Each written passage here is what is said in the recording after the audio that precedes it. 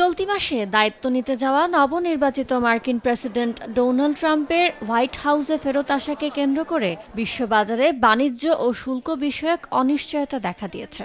পাশাপাশি বিশ্বের প্রধান প্রধান কেন্দ্রীয় ব্যাংকগুলো সুদহার কমাতে পারে, ফলে মার্কিন ডলারের মান দুর্বল হওয়ার আশঙ্কা আছে। তাই নিরাপদ সঞ্চয় হিসেবে ২০২৫ সাল জুড়ে স্বর্ণের বাজার ঊর্ধ্বমুখী থাকবে বলেই মনে করেন বিশেষজ্ঞরা।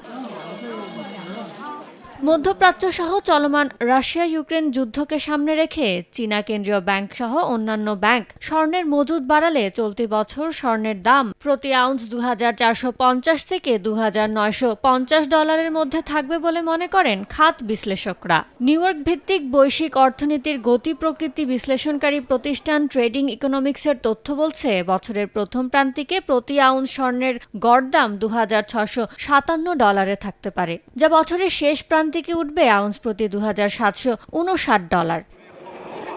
জার্মান ভিত্তিক technology group harass precious metals বলছে, শিল্প খাতে সৌর বিদ্যুতের চাহিদা বাড়ার সম্ভাবনাকে সামনে রেখে চলতি বছর ঊর্ধ্বমুখী থাকবে রূপার দামও, কারণ সৌর প্যানেল তৈরিতে ব্যবহার হয় রূপা। ট্রেডিং ইকোনমিক্সের পূর্বাভাস বলছে, বছরের প্রথম প্রান্তিকে প্রতি আউন্সের গড় মূল্য $29.62 থাকবে, যা শেষ প্রান্তিকে প্রায় $32 উঠে যাবে।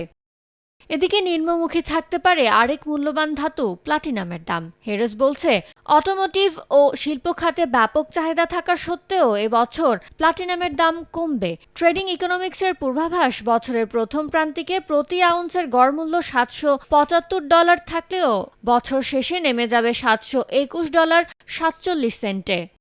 বৈদ্যুতিক গাড়ি তৈরি বাড়ায় পুরনো মডেলের ইঞ্জিনের চাহিদা কমছে। এতে ব্যবহার কমে গিয়ে চলতি বছর নিম্নমুখী থাকবে প্যালাডিয়ামের দাম। আউন্স প্রতি দাম থাকতে পারে $800 থেকে $1200। ইয়ানুর শিফাত, সময় সংবাদ।